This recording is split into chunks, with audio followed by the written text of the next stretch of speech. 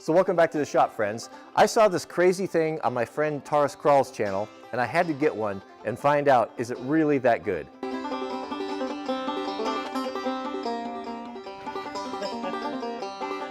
So what is this thing? I'll tell you what, if it's anything like I've seen it online, it is a foam bubble making bazooka. It makes a super dense, thick, I guess what would you call it? Call it a like a foam blanket for detailers, I guess, are using it.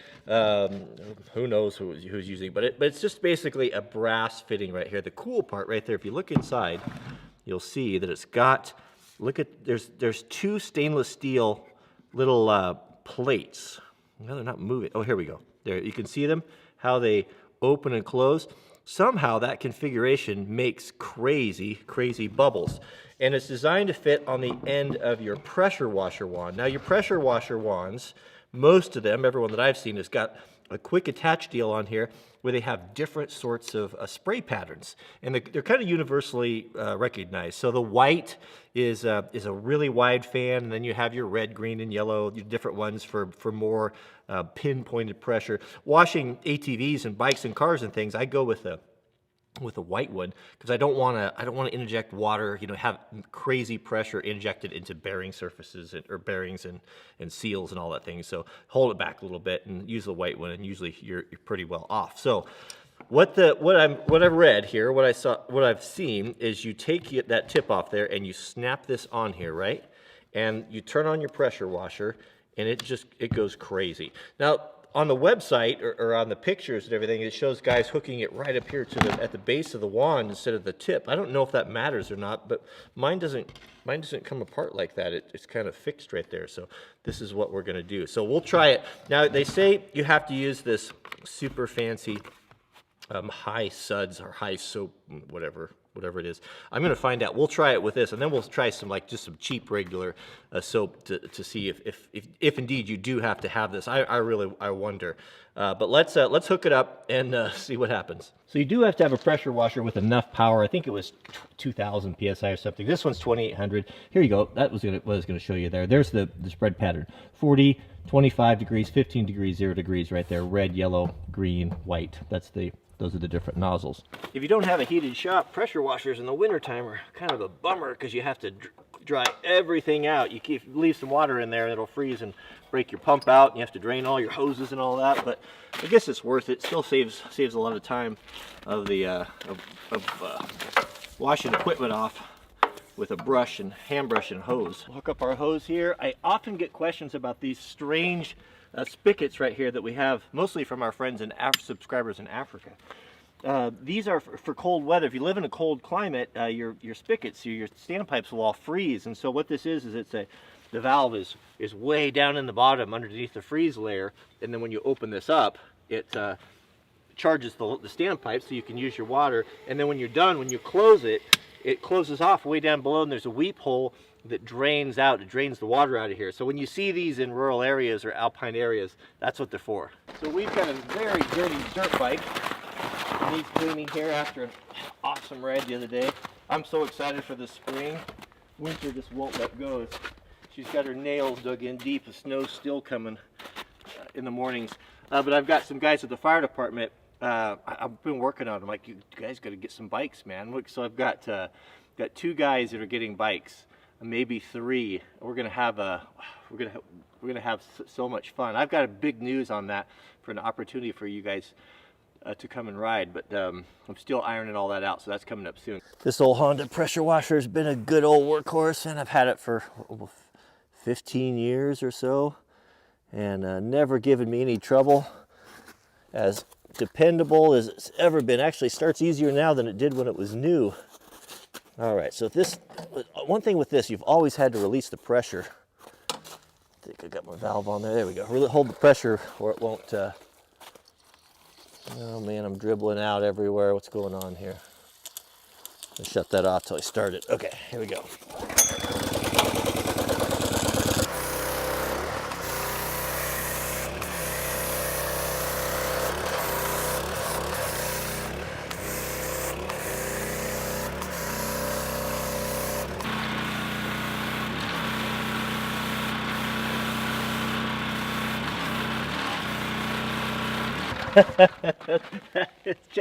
check that out. That's some Mr. Bubble right there.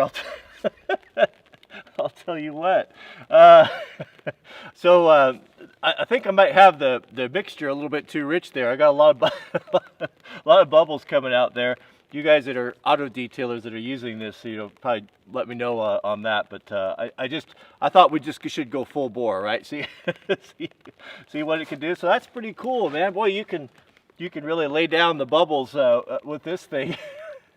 So I don't know how much of it is dependent upon the special mix.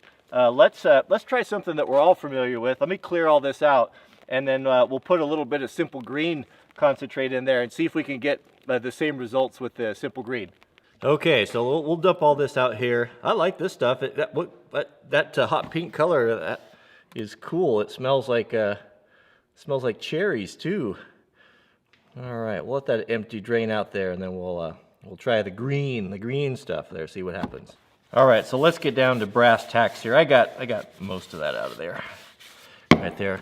So do we need the super fancy, high sudsing soap, or can we just use something that we have around the house? So this is a Simple Green high purpose cleaner. Simple Green, I like Simple Green. I used to use it for when I had my wrecking yard for washing parts because it's non-toxic. Some of those chemicals are pretty gnarly, and it works good. It has an interesting story behind it. Boy, grief, I'm spilling more than I'm getting in there. The guy that invented it, if memory serves, I don't know if he was involved in an industrial accident or witnessed it or someone that worked for him. Oh, come on, man. Come on. How about a funnel? But something happened that he witnessed or something, and I think he invented this. Necessity is the mother of invention. It's kind of like the story of remember the old cars, the Model Ts that had hand crankers? Probably don't need that much. Hand crank starters. It was General Motors or Clackamas or Cadillac or something. I think they lost, one of them that owned the company or was an executive lost a family member by one of those kicking back, and it killed them, and they invented the electric starter from that. So kind of the same principle. All right, let's hook that up and see how the Simple Green does. So in full disclosure, this is actually not a dirt bike here. It's a green screen that I use. Some guys called me out on the last video for using a green screen, and I didn't make it clear that I typically do use green screens. So, but I think we'll get the same effect. It shouldn't make that much difference. All right, there it is, the Simple Green. Let's see if we can get Mr. Bubble going with that.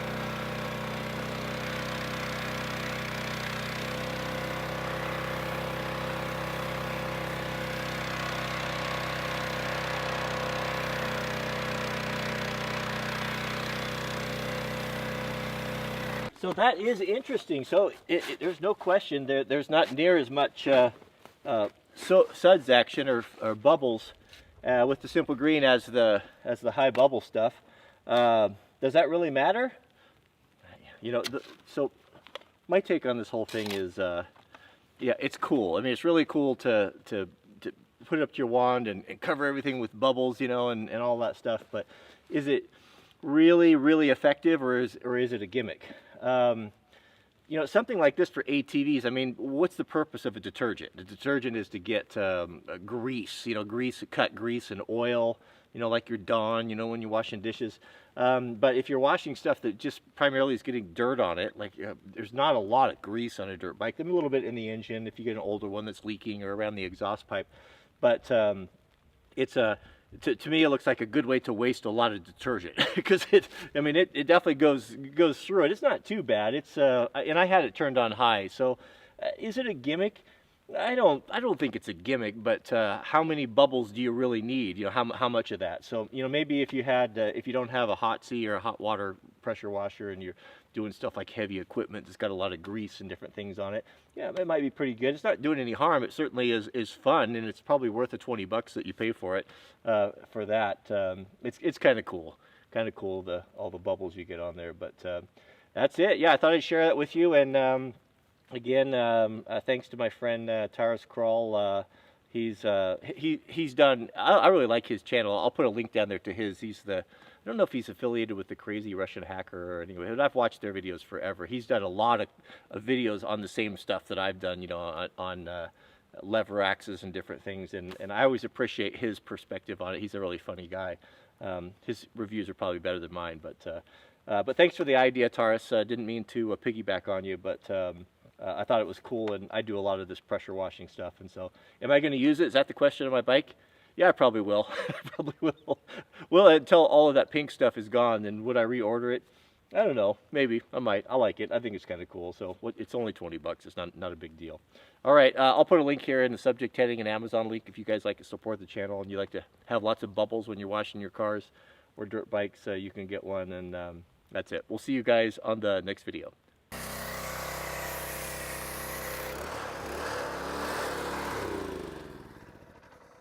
Are you blocking it? You ever seen so many bubbles? No, what are you doing? it's this thing White? You want a white bike? Well, it's this thing I saw on the internet, and it put this pink soap in there, and it makes just crazy bubbles. Do you think that's a natural coloring? Yeah, it's cherry.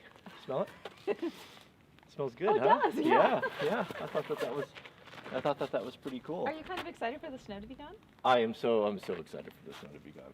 Since my recent admission to not being a real homesteader, boy, that gives me the liberty to do any sort of a video I want. I can do Amazon videos, I can do cooking videos, I can do travel. It is actually quite liberating. I'm just kidding. It's you know what? You gotta have fun once in a while. I saw that thing and I thought that was pretty cool, and I wanted to share it with you. And I do apologize for the, oh man, it was killing me, the audio. I grabbed a different mic that I haven't used for a while, and the setting was wrong and everything was clipped, and I do apologize for that. I will get that corrected, because bad video is kind of annoying. Bad audio is unacceptable. That is the most important thing. All right, so what's going on? Well, oh, I know what I was going to tell you. So Mrs. W's, her mom, we'll call her More Wrangler Star, a real Swede, a proper Swede from Sweden, is visiting us for 10 days. And if you remember Vinny, my father-in-law, he'll be joining us here in a couple days. I feel very blessed, very fortunate. I actually have in-laws that I really, really like. I always get excited to see them. So we're looking forward to that. And I'm going to try to talk More Wrangler Star into doing, maybe we could do a cooking video where she can show us how to make proper Swedish meatballs. Because if you haven't had proper Swedish meatballs made by a Swede with lingonberry and roasted potatoes and gravy, well, you know what? You just haven't had a proper meal, because it is fabulous. So I'll see if those two will be up for that. We'll shoot a video on how to make proper Swedish meatball. Swedish meatballs by a Swede, and I promise they won't have any horse in them.